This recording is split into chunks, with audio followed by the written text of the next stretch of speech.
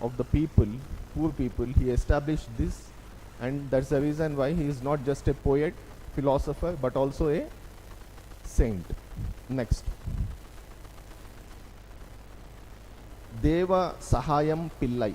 Deva Sahayam Pillai.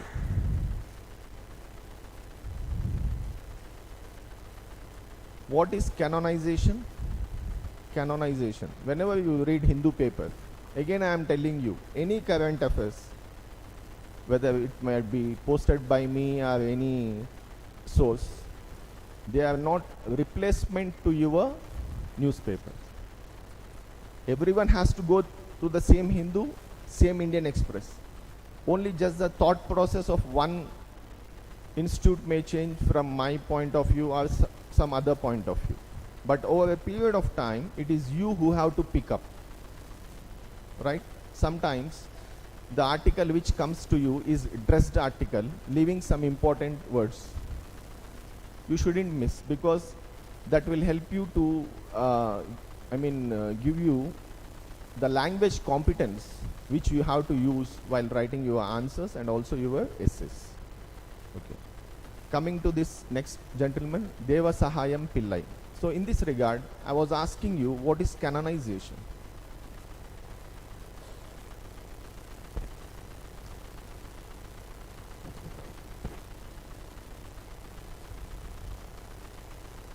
Yes? Canonization.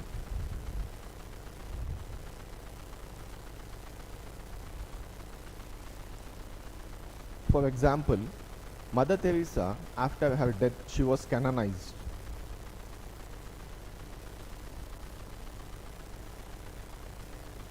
Okay? Did you get the meaning? Canonization. Once a person is died, after his death in Christianity, the church will give them sainthood. That is canonization. Okay? So this gentleman was in news, Deva Sahayam Pillai. He was a 18th century Hindu convert into Christianity, and this gentleman, he was given a sainthood by Pope Francis. Pope Francis. Please write down. Deva Sahayam Pillai. Deva Sahayam Pillai. Now why he is important? Look, he is a first Indian layman. He is a first Indian layman. Like Mother Teresa, she was having her own attributes. Okay? He is in news because the Pope has canonized, given sainthood to the first Indian layman. He is a first Indian layman to be canonized. That's the reason why we are picking this gentleman as our current affairs. Okay? Yes, Deva Sahayam Pillai, 18th century Hindu convert into Christianity, is the first Indian layman to be made a saint by Pope Francis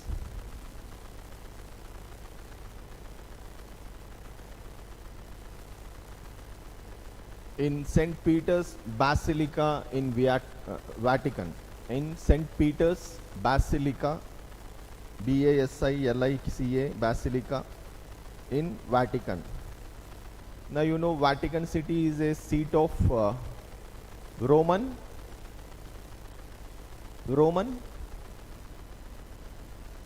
In Christianity you have Catholics and what? Yes.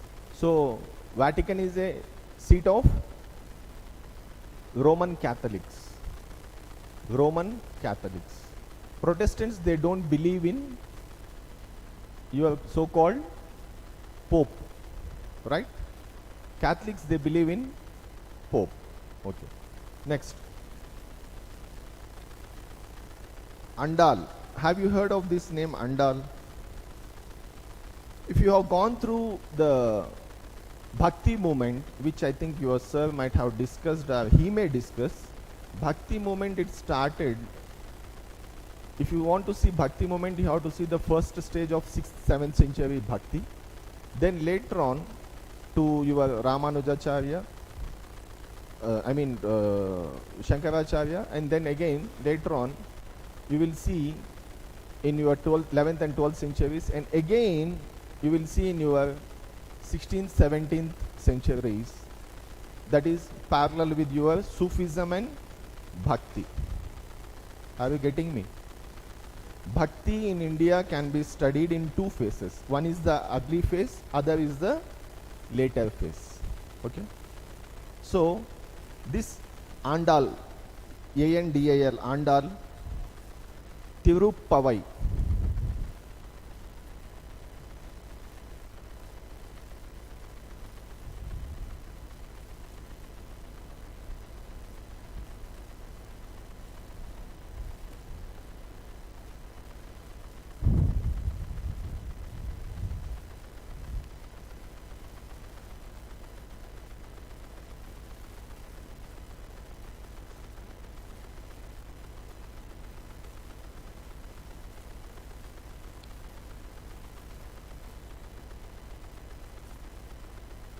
Andal is also known as Goda Devi. Have you heard this name? Goda Devi. Especially in your East Godavari, West Godavari, you have these names, Goda.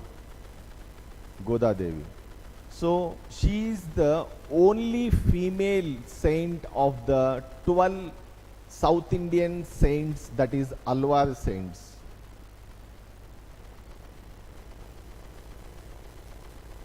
Out of 12, she is the only female.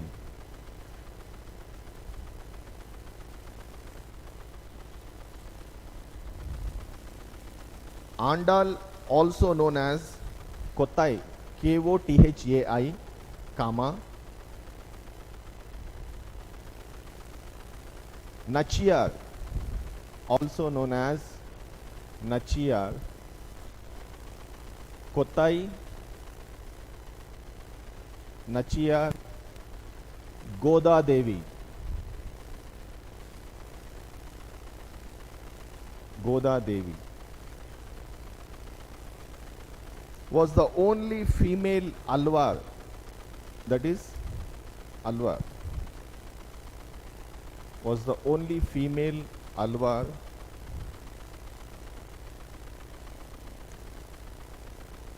among the 12 poet saints, among the 12 poet saints of South India,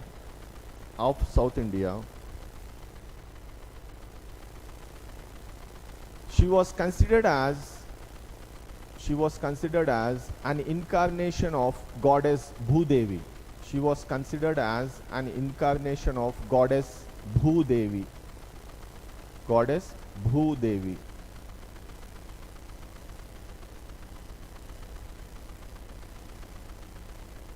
Alwars, are they Shaivites or Vaishnavites? Vaishnavites. So she was a Hindu belonging to Sri Vaishnavite tradition.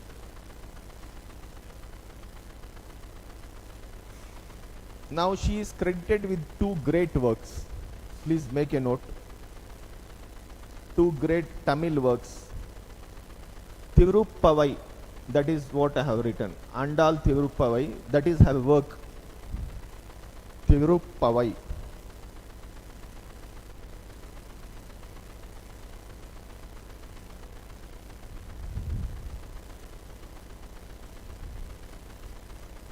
And along with this,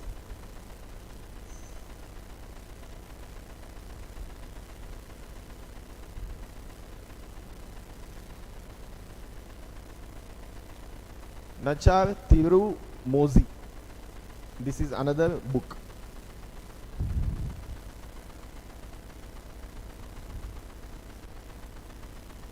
Sorry, Nachiyar Thiru Mozi.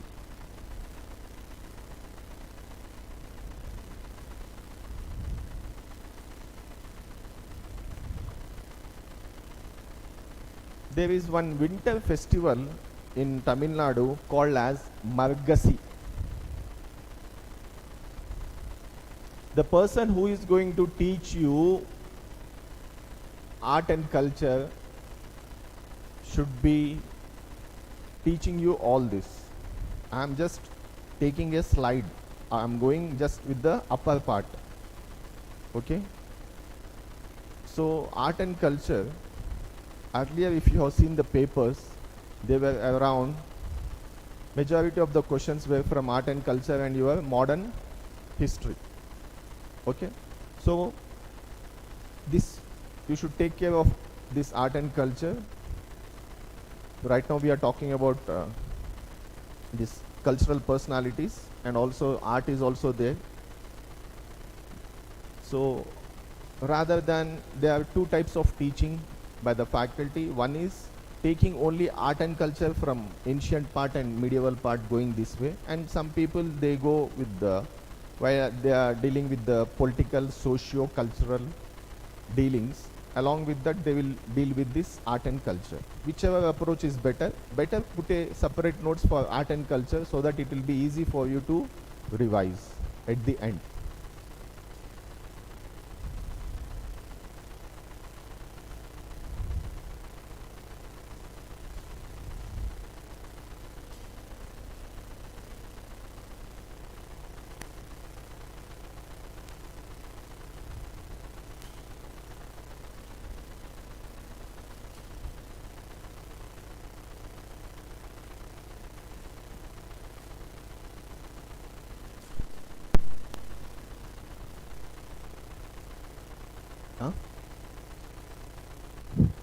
ఇంతకుముందు కూడా వస్తుందండి.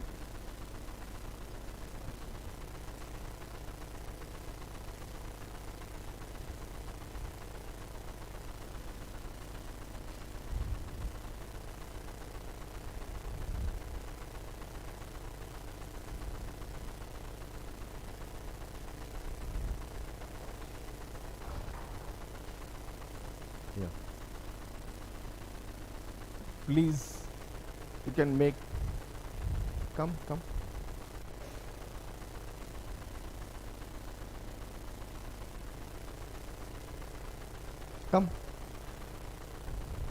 You. Yes.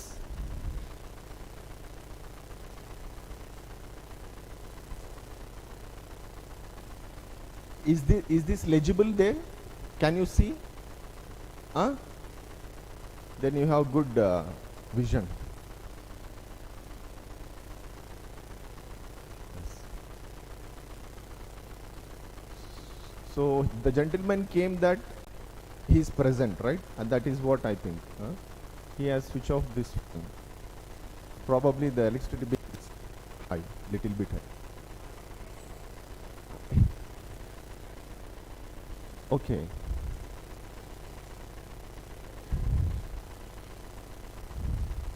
Okay. Okay, am I visible now in the recording? Okay. Okay. Yes. When did this start?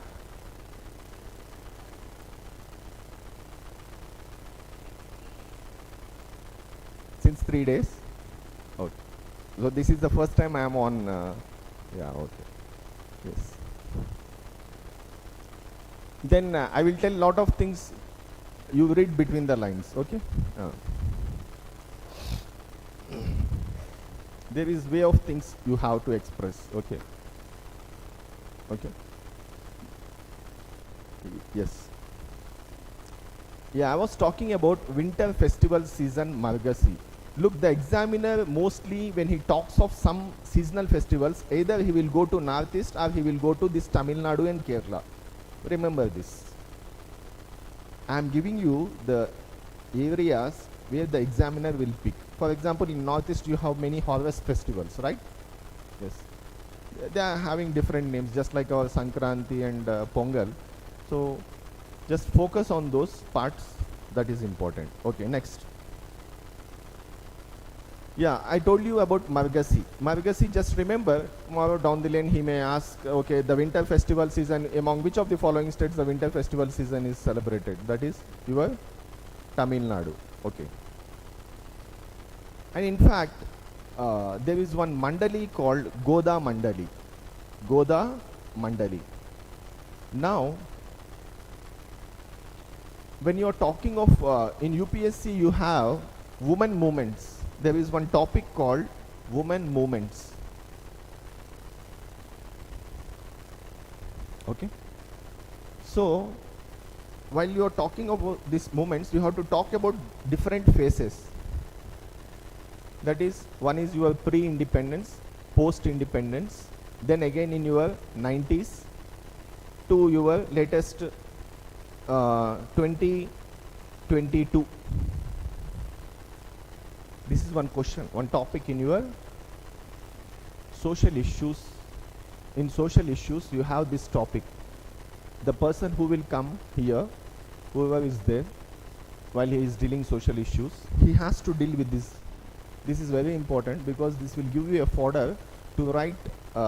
Once you are familiar with this, the timeline of this, all these great women in this model, you can take this fodder and you can insert this at appropriate place. Right? Okay. Any doubt? Yes. Okay. Next. Yeah. Write about Goda Mandali. Goda Mandali.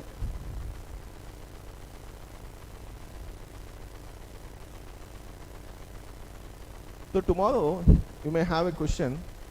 Goda Mandali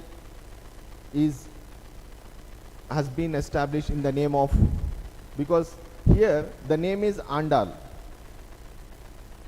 Now your option will be Andal, unless you know that Andal is also called as Goda Devi, because she is the incarnation of the mother goddess Bhudevi.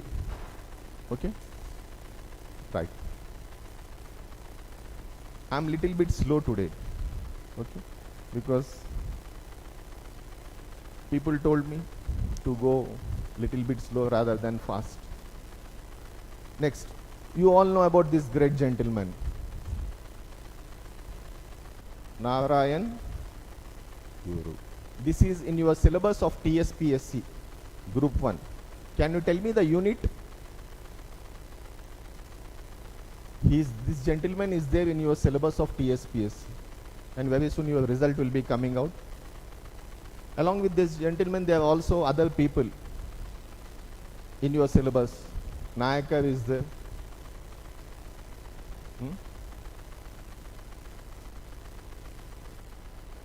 Yes.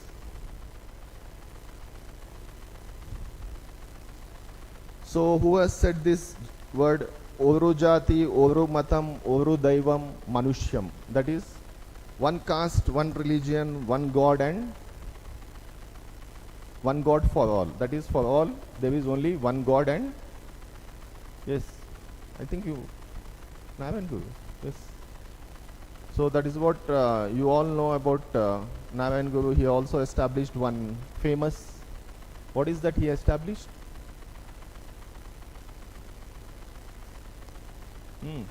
What did he establish? What caste he belongs? What is the caste he belongs? Idi mi TSPSC lone undi syllabus about this gentleman. Tomorrow you can expect a 10 markers question on this gentleman. Yemma? You can share with me. I am one among you.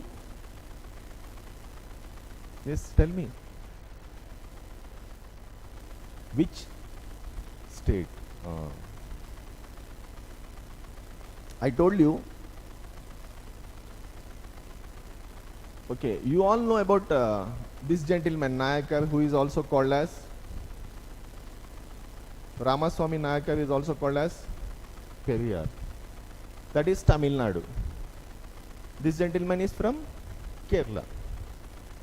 What is your SNDP? SNDP. ఎప్పుడన్నా అలా చూస్తున్నావేంటి? వినలేదా? Prelims టైంలో చదవలేదా?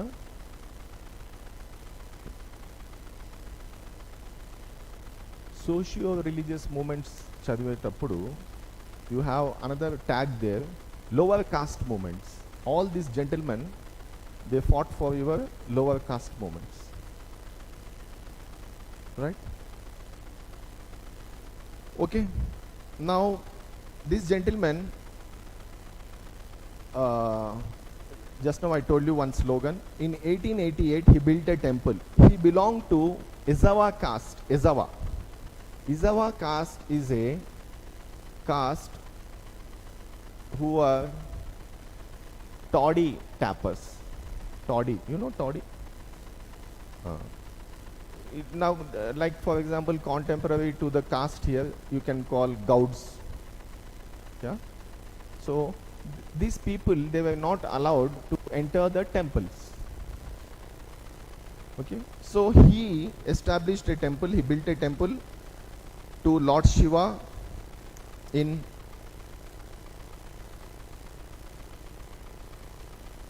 Aruviparam.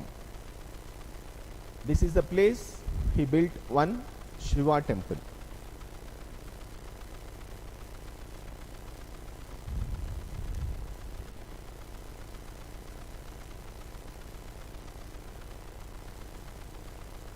You know what he has done in normally temples? What do you see? You see idols, right? Idols.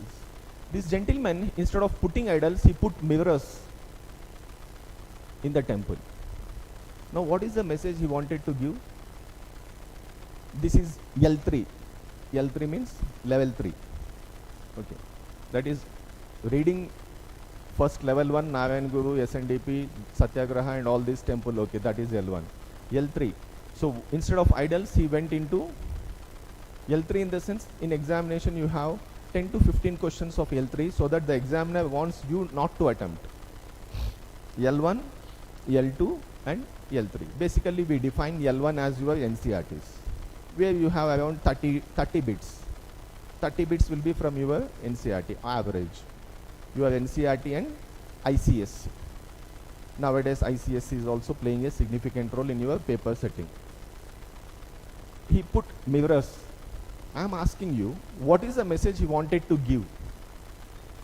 Instead of, he was not allowed in temples, his caste was not allowed in temples, Izawa community. Okay, so instead of idols, he constructed one Lord Shiva temple. Then again in another temple, instead of idols, instead of Shiva, he put all mirrors. Now what is the message? God is? Yes. God is within you. That is the message he has given, right? How intellectuals, huh? Now we lost our intellectuality nowadays because of this WhatsApp universities and Telegram universities. When books were there, it was easy for you to raise your bar of intellectualness. But now, because of this, yes. Now, he please write down one important. Divine is within each individual, right? Divine is within each individual. So you can write this whenever you have having a question in your society about communalism, caste system and all this. Okay, you should have some beautiful sugar-coated statements which should be in your head, so that you can put those statements and get the marks. Okay. Now these statements will not be constructed on the day of the examination. You should think in that way, right? Yeah.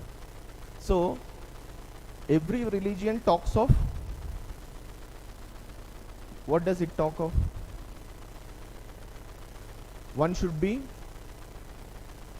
true, that is, he should speak truth. He should be a pious person, and he should help others, and he shouldn't kill anyone, right? And he should forgive also, right?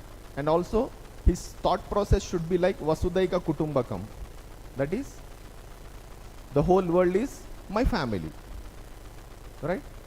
Yes, this is also there, because who are the, according to Abrahamic religions, who is the forefather of all human beings? Abrahamic religions. Abrahamic religions, how many religions are there in Abrahamic religions which are existing now?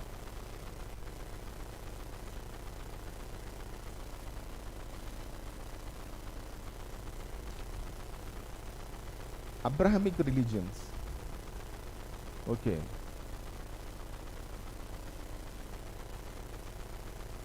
This is the common topic. Abraham Accord వినలేదా అమ్మా? Current అఫైర్స్లో చదవలేదా? Abraham Accord. Abraham Accord చదవలేదా? Between Palestine and Israel's. So I told you Abrahamic religions.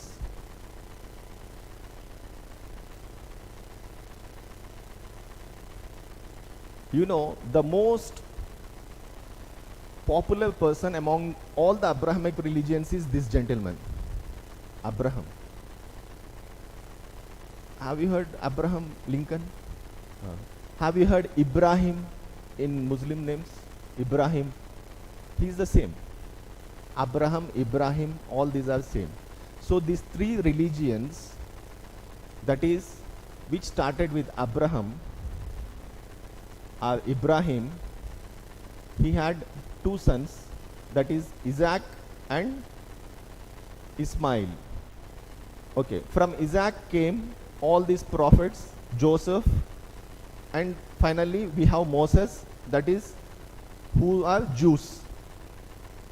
Okay, then in the same clan of Moses only you have Jesus Christ.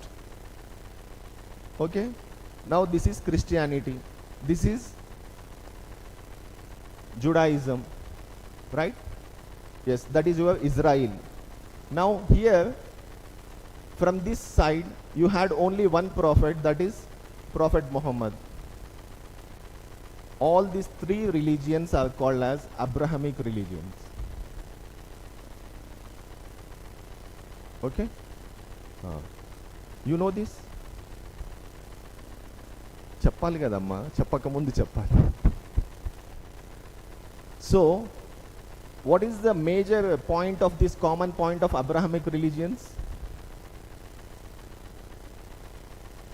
Everyone comes from the same tree, that is Adam and Eve. That is the concept of this, right? Universal brotherhood, that is humanity. Okay, then what is the concept of Hinduism? What are the synonyms of this Adam and Eve? Abha and Manu. Abha and Manu, that is the mother and father of all these religions, and the mother and father of this Hinduism is also the same, Abha and Manu, right? If this is there, then you can classify that in a broader way. Whenever you are writing about this caste system, inequalities, societies and all this stuff, you can have a holistic approach saying that all religions, especially when a question comes on communalism, okay, so people with narrow approach, they see things differently. Okay, people with holistic approach, they see this way, right? Abha and Manu, that's what you have. Manu Smriti. Again in Manu you have two people. One is Manu with Nabhi, that is, what is Nabhi? Nabhi.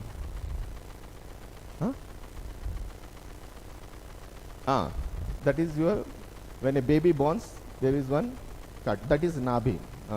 That is Manu with Nabhi and Manu without Nabhi. Manu without Nabhi was created by God. That is nothing but your Adam, right? Now in this sphere, when you are seeing, so the commonalities of all religions, the commonalities of all, so where is this caste system and all this stuff, the so-called hatred are the things which we are seeing in nowadays. Okay, so this, with this approach, if you see the things, then you can write some points down the line in your so-called answers of especially society, social issues especially, and also social justice also, you can also talk about it. Yes, please make a note.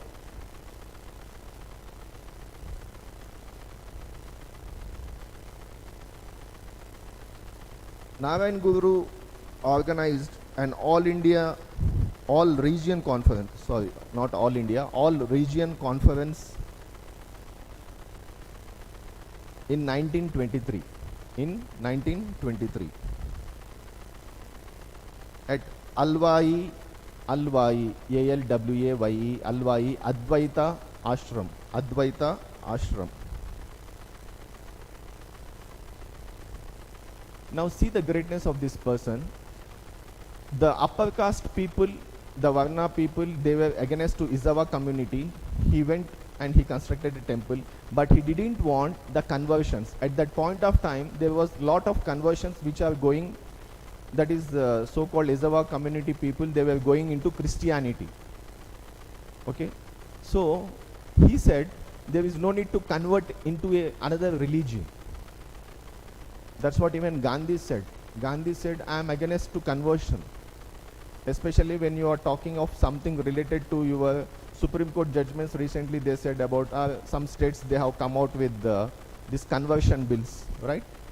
Gandhiji was having this opinion that a Hindu should be a true Hindu, a Muslim should be a true Muslim, and a Christian should be a true Christian, and there is no need of any conversion because all the paths, they go to the same God. This you can use as a quote in your Gandhi. So these are the things which you should throw, like, you know, what do you call, for your garnishing your answer. Okay, right, next. So Narayan Guru, he became a greatest proponent of Advaita Vedanta. Advaita Vedanta. So Advaita is non-duality. That is by Adi Shankara. Now you all know about Sri Aurobindo. I am not going to talk because it is covered in your history. Aurobindo, Sri Aurobindo Ghosh. Sri Aurobindo Ghosh. Can you tell me, what is one Samiti? He formed one Samiti. He formed, Aurobindo Ghosh, he formed one Samiti. Can you tell me that Samiti? This should be easy because this is not your ancient part. Anushilan Samiti. Have you heard? Yes, but you should tell me. Next.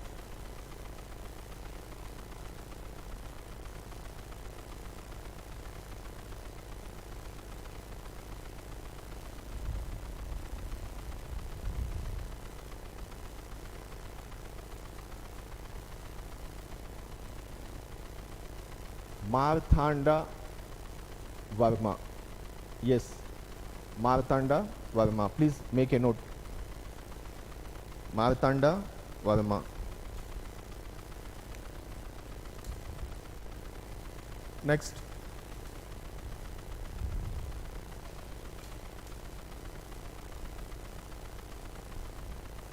Anangpal II. Anangpal II.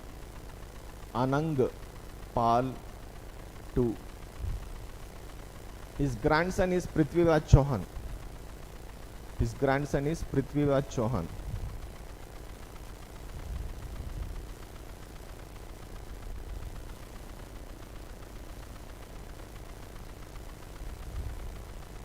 Next. Shah Jahan. You all know about this gentleman.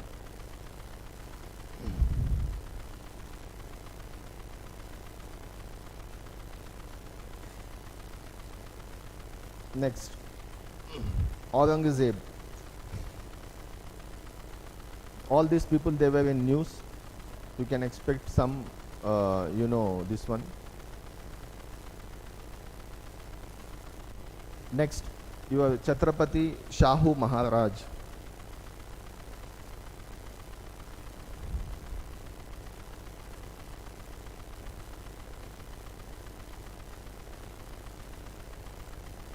Next, AZ Pizzo. Actually, this spelling is different, whereas it is called as AZ Pizzo. Have you heard of this gentleman? AZ Pizzo. Pizzo or Pizzo. He was a Naga leader who declared independence of Naga on August 14, 1947. So this is related to your Nagas. So he has run an underground insurgency in the name of Naga federal government and Naga federal army also. Next, Periyar, this gentleman. You all know about this gentleman. I will ask you one question. Periyar, Ramaswamy Nayakar, right? This gentleman, he is a father figure of your modern Tamil Nadu, and he died in 1973 at the age of 94 years. And so-called your present parties of Tamil Nadu, they are coming from there only. Okay, you all know that this gentleman, he was seeing the domination of, when you write about self-respect movement, you have to mention about this gentleman. Self-respect movement is part of your syllabus, right? So you all know about his association with Justice Party, and he was having confrontation with Gandhiji. He didn't like at one point of time. Of course, he's also a Vaikom Satyagraha's hero also. So he had one small, quarrel, or you can say a fight with Gandhi. He didn't fight, he just left the Congress. The reason was, in Indian National Congress meetings, Brahmins were having separate food and non-Brahmins were having separate food. And Periyar didn't like this, right? And he quit this Congress and he established this one. And again, he also burnt Manusmriti, right? You might have also known. And he was against to the idol worships of, yes, Ram, right? Yes. Why? Why was he against?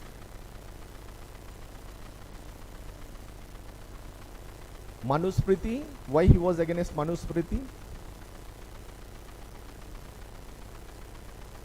Because of this classification of, that is Shudras from your legs. Okay. Now why did he burnt Ramayana? He burnt Ramayana, and also he took all the idols, and he, of course, he was against idol worship, and he also mutilated those idols. He, what do you call, done this. The reason? He was against to Ram.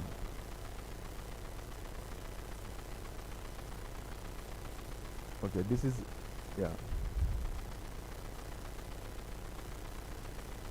Do you know this or no? You don't know. Okay, he was against because there is in one chapter in Valmiki Ramayana, Rama kills a Shudra. Rama kills a Shudra. A Brahmin comes to Rama and he asks, my young son of 13 years has died. That means there is something wrong in your kingdom. Then Rama, as a good king, he goes into the forest and he sees a Shudra upside down on a tree chanting mantras. Rama asked him one question. What is your caste? The moment he says Shudra, he beheads the head. This he didn't like, Periyar. He said, the religion, the so-called Rama God, if he is against to Shudras, how can he be worshipped as God? That was his question, why he was doing this. Of course, this was written in Valmiki Ramayana, whereas Tulsidas, he has put this in a very beautiful way. He said, Tulsidas has put it like, and of course, we don't know whether it is written by Valmiki or it has been compiled by the Guptas. Because we all know Ramayana, Mahabharata and all these religious texts, they took their final form, the present form, during this Gupta period. So we don't know genuinely what has happened, whether Valmiki has written it or not, we don't know. But still it is there. Still it is there even today.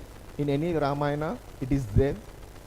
So these are some things which he didn't like. But Tulsidas, he kept it in a very beautiful way. He said, Rama has given a second thought, and he was in a thought, why should I kill? I shouldn't kill. Of course, Tulsidas was of later time. Probably he might have sensed because of your bhakti moments and all this stuff. So that is the reason why this gentleman was against. And coming back to this so-called self-respect movement and justice party, it was long. It is a long time that UPSC has not put a question. This time, please, you can expect a mains question on this, especially. Okay. Next is your Raja Ram Mohan Roy. Raja Ram Mohan Roy. The reason is we celebrated his 250th birthday. So whenever you are seeing 50th celebration, 100th year celebration and all this stuff, you should note about these personalities. So Raja Ram Mohan Roy. You know, he is a polyglot. What is polyglot? Polyglot. Polyglot. A person? Yeah, who can speak in many languages. And he knew Bengali, Persian, Arabic, Sanskrit and English. Okay. And he entered into the services of East India Company as a clerk. You know this? Have you read Raja Ram Mohan Roy? He was a clerk under East India Company. You know? Very good. And he was promoted to the post of Diwan, and he died of meningitis. How did he die? Meningitis. Meningitis in 1833 while he was in Bristol, England. Okay? Yes. He was pioneer of Indian Renaissance. Now you can expect a question. Normally, if you have seen even in your TSPSC syllabus, the first part of your that unit talks about the Renaissance of Indian Renaissance, that is the socio-religious reform movements, and then the second part talks about the other unit talks about your so-called freedom movement. Now expect a question how the socio-religious reform movements of the Indian Renaissance has helped the freedom movement. This question is what you can expect, especially in your TSPSC post your prelims examination. You please expect the standard of the questions. Don't see the erstwhile papers because those are of no use now. Okay, in history or in any other subject, just the questions how it has to be framed. Okay, so when you are dealing with socio-religious reform movements, you all have this gentleman, that is Raja Ram Mohan Roy and all these people. Okay, so we all know that what are the books normally in UPSC you come across Raja Ram Mohan Roy. What are the books what he has written? Like for example his Atmiya Sabha, then his Tuhfatul Muwahiddin, that is it is written what do you call, he was a proponent of if you see all these socio-religious reform movements, they all talked about one thing. You can see two socio-religious movements. One is your nature of socio-religious reform movements, that is one question. Then in socio-religious reform movements you had one group of people who were promoting against idol worship, and another group of people who were into idol worship. They were promoting into idol worship. So nature of socio-religious reform movements, that is one question at a separate level. Then how these socio-religious reform movements, they have, instead of reforming the society, they have divided the society. This is a critically examined question again. Okay. Then how socio-religious reform movements led to the upliftment of the woman. Then how socio-religious reform movements have led to the upliftment of the lower caste. I think this bottle is of some cheap quality. Huh? This has gone. Okay. Probably China made. You know, if anything happens to India, then we can blame China and we can blame Nehru, right? I too am blaming. Huh? Yes. These two are the. Yeah. Yes. So that is one thing which you have to remember. And also, please write down about Alluri Sita Ramaraju.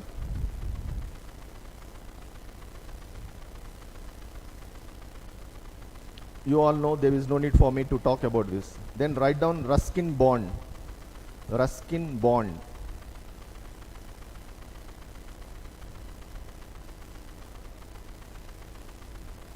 Then write down about Chakma and Hajong community. Chakma and Hajong community. Chakma and Hajong, Hajong, Hajong community. These are the ethnic people who lived in the Chittagong hill tracts and which are located presently in Bangladesh. And Chakmas are Buddhist and Hajongs are Hindus. Okay, this is also an issue presently. In fact, the Supreme Court has directed in 2015 to give the citizenship to both Chakma and Hajongs. Okay, next is your Golden Temple. Golden Temple.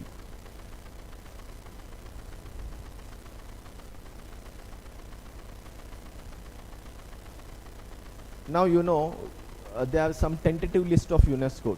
In your tentative list of UNESCO, you have this so-called Golden Temple, you have Charminar, you have Golconda Fort, and you also have, what is the other one? Tombs. Okay. When you are writing about the construction of Asaf Jahis, when you are writing about the Qutub Shahis, the Qutub Shahis were the patrons of art, literature and also monuments. Then you can write about these three as a conclusion. You can write in an answer that all these three constructions are the monuments are in the tentative list of UNESCO. That will give a value addition of 1 mark. Next, Kasi Vishwanath Temple. Kasi Vishwanath Temple.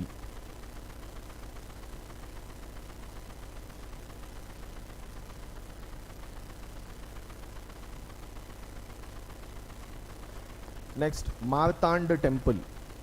Marthand Temple. Next, Maya Devi Temple. This is a temple in Nepal, Maya Devi Temple. This is an ancient Buddhist temple situated at the UNESCO World Heritage Site of Lumbini.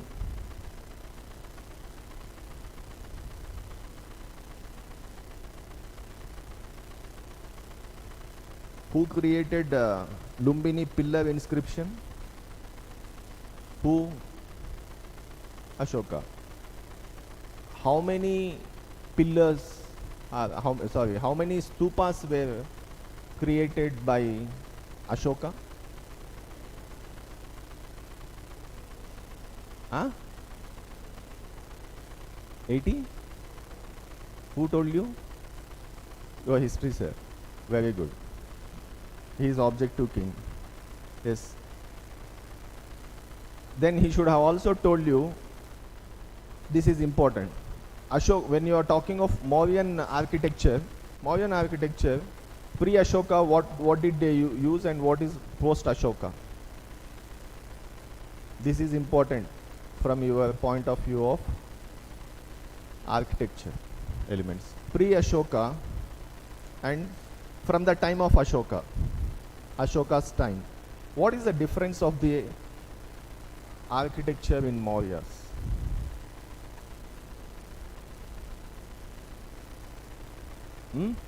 This is the first point which you should know.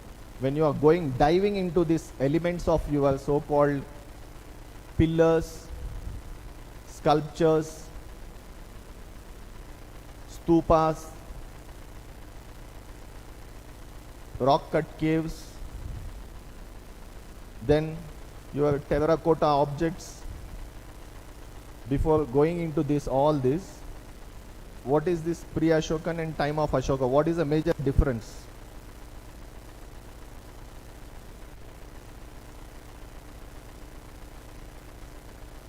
Yes. And also palaces. You should talk about palaces when you are talking of art and architecture. This is in your TSPSC syllabus. Maurya's first unit.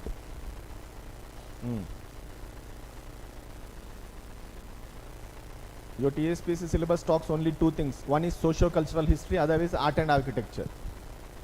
Yes, this one. What is the difference? Okay, you know. You try to know and tell me in next class. I will see. Next. Yes?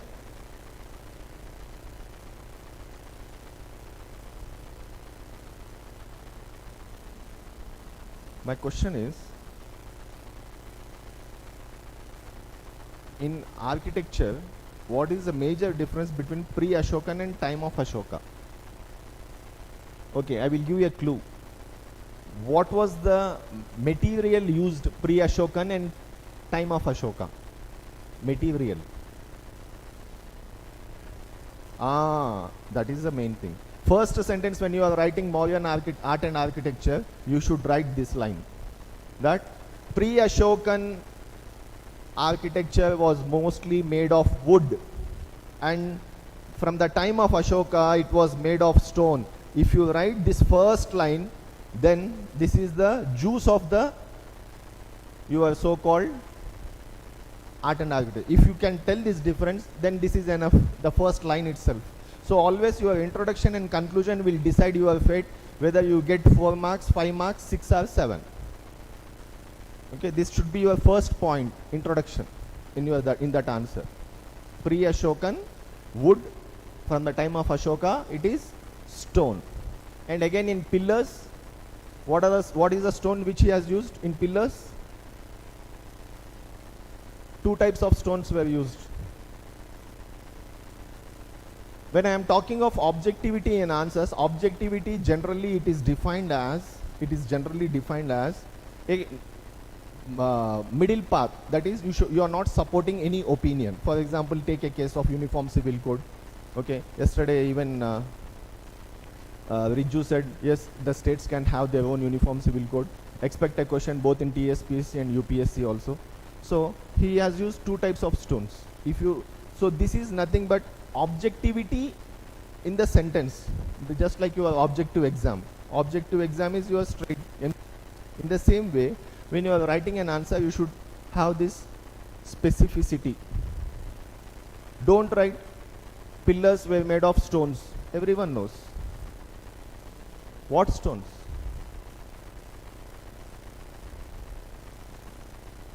He has used 2 types of stones. This is what you have to make the answer different from your answer to another answer. So the answers will be peripheral answers, which you will be getting 4 marks. Writing all these points, this will make +2 to +3. There are 2 types of answers. Having evaluated since last 1 decade, the moment I see the answer, I will understand it is a peripheral answer. Just they will tell there were pillars, there were stupas, there were sculptures and palaces. So when you are talking of palaces, you should mention about Fahian. Fahian has said that there are beautiful palaces in Pataliputra. If you are not putting Fahian in palaces, then that is a peripheral answer. Right? Hope you cultivate this habit in all answers. Right? Right. Next. Pashupatinath temple. Pashupatinath temple. And you all know Kanheri caves. Kanheri caves. This is also important.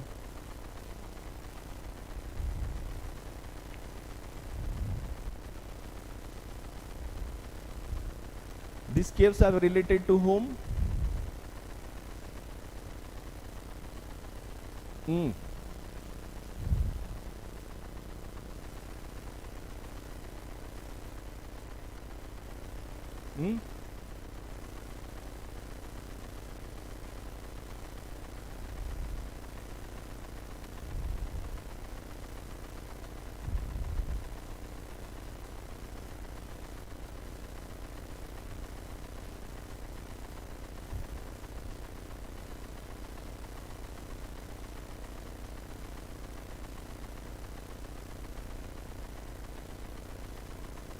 Have you not heard of this word? You read and you forgot? Are you?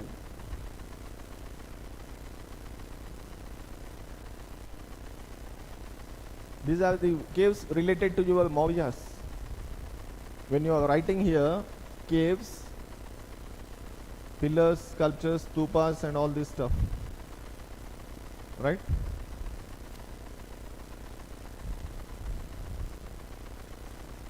And when you are writing an answer, please make a note what is a pillar.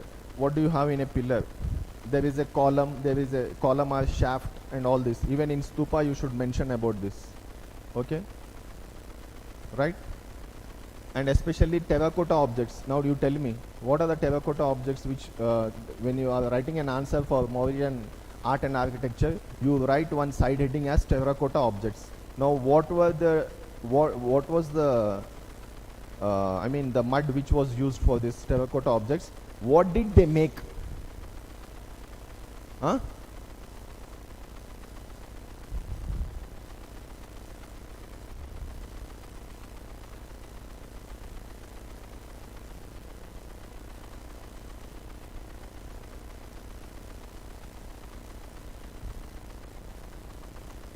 Yes. Okay. Still?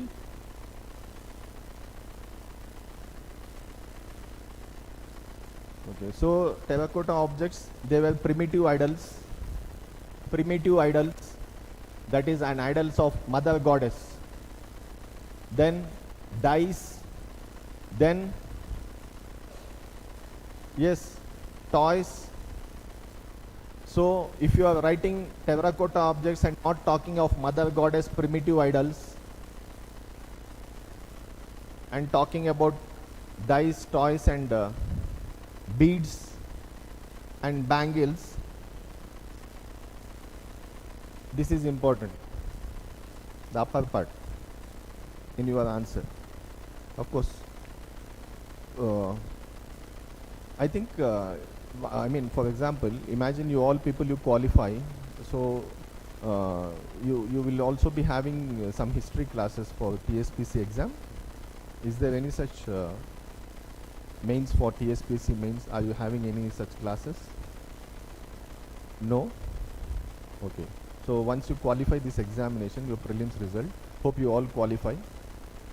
Then for TSPC mains, then you put a request to these people that to conduct examination, that is descriptive exam, because while conducting examination, you also the faculty who comes, he will also tell you the answer. It's not just the question. Conducting exam is not giving the question, he will also deal with the answer. So the respective faculty who are dealing with these subjects, they will also help you in getting the answers. Okay, this is just my proposal, okay, for you people. Next.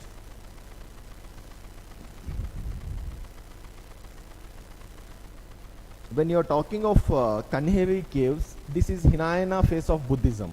Hinayana phase of Buddhism. Remember this. Kanheri caves. Where do you mention Kanheri caves? When do we mention this Kanheri caves? Karle, Nasik, Kanheri caves. Where do we mention? In which art and architecture, when you are writing an answer, you mention these three: Karle, Nasik, Kanheri. Shatavahanas. Yes. Shatavahanas, there they have hewn rocks and they have made caves. Whereas when it comes to this Amravati and all this stuff, then they had used brick. Okay, that is the difference. Yes, next. Next. Puram. Puram is an annual festival which is celebrated in temples dedicated to goddess Durga or Kali.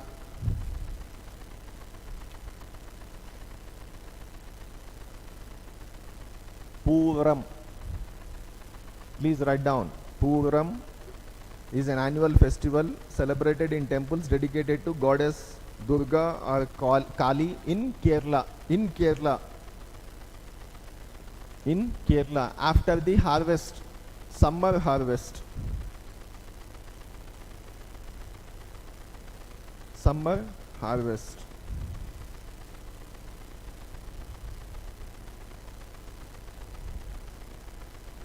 So what do they do in this festival? They decorate an elephant. They take an elephant from the temple and they will take that elephant all over the place. Okay, that is Puram festival, which is celebrated as a summer harvest festival, which is celebrated in Kerala. Next, Vesak festival, W-E-S-A-K, Vesak festival, W-E-S-A-K. If you would have said the other name of it, you might have thought, okay, it's very easy. WESAK festival is nothing but Buddha Purnima. The name of the festival, see how it is pronounced, huh? Visak, WESAK. Visak festival is celebrated to mark the birth of Gautam Buddha, the founder of Buddhism, also known as Buddha Purnima. So instead of Buddha Purnima, he will ask, Visak festival is related to. Yes.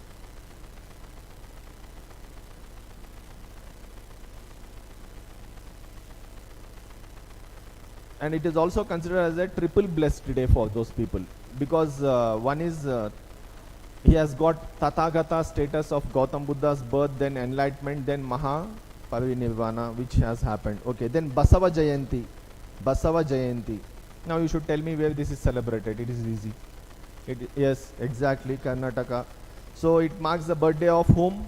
The great Basavanna, a 12th century poet, philosopher, and a founding father of the saint known as Lingayat tradition. Lingayat tradition. Now the Karnataka government is committed to build a new Anubhava Mantapa in Basava Kalyana, that is Bidar, in the name of this so-called Basavanna. No, he is a Shiva focused Bhakti saint. He is a Shiva, Shaivism, Shaivite.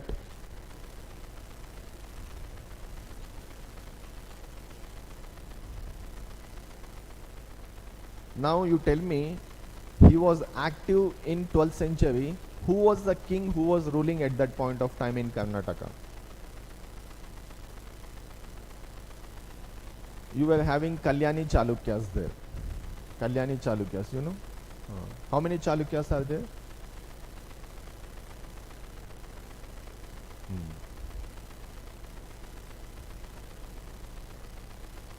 Yes. Yes, okay. King Bijala II. Okay. Next, what he brought awareness through the poetry, which is called as, his poetry is called as Vachanas, Vachanalu, Vachanas. And you all know he introduced one Ishtalinga necklace. Lingayats, they have Ishtalinga necklace, right? Next, handicrafts. Please write down handicrafts. Koftgiri art from Rajasthan. Koftgiri art from Rajasthan. Are you having any ritual now? Huh?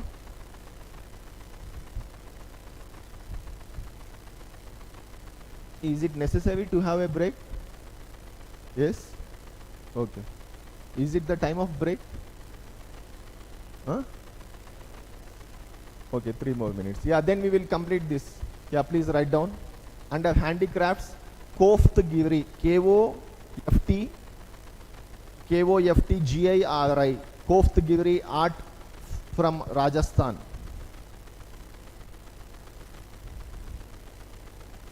Actually, it is nothing but, Koftgiri is nothing but decorating the arms and weaponry. Decorating the arms and weaponry, that is from Rajasthan. And this craft you can see in Jaipur and Udaipur nowadays. Jaipur and Udaipur. Next, Kutch embroidery, you all know. Huh? It is a signature art and tradition of a tribal community from Kutch district in Gujarat, which is also having a GI tag. GI tag. You all know what is GI tag. Yes. Next, Pashmina shawl. Pashmina shawl. Pashmina shawl, you all know it is from J&K, and it got GI tag in which year? In 2011. GI tag in 2011. Then you have Dhokra. That is nothing but lost wax casting technique, which is also used in our Adilabad, right? Yes. Dhokra, this is in Chhattisgarh. It is a non-ferrous metal casting. Non-ferrous metal casting. Okay. Next, Haflong Hindi. Haflong, Haflong Hindi.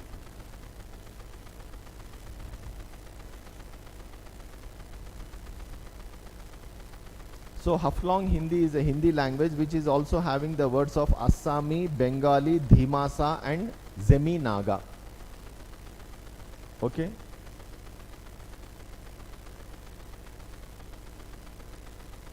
Yes. Yes, ma.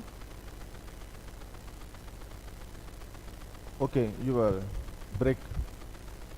Okay.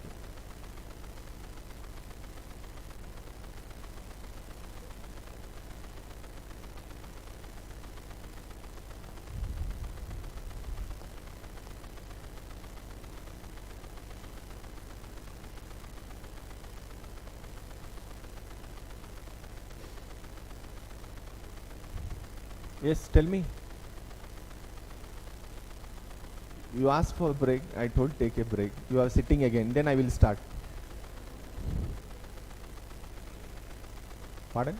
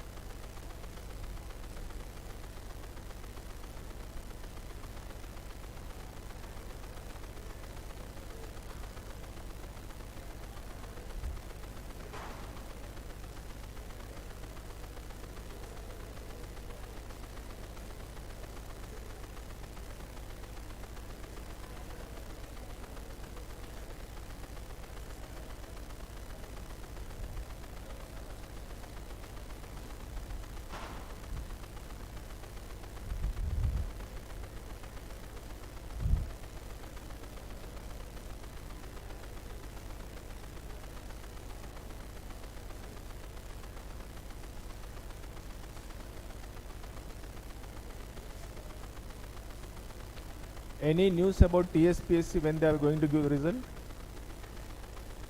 Huh? January? First week?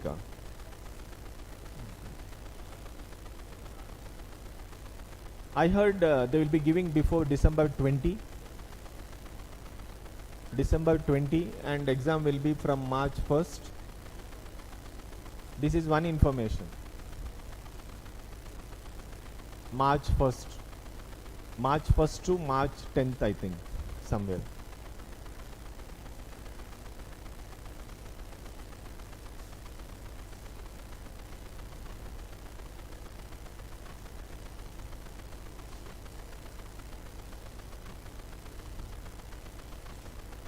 Who is teaching you society and social justice? Start.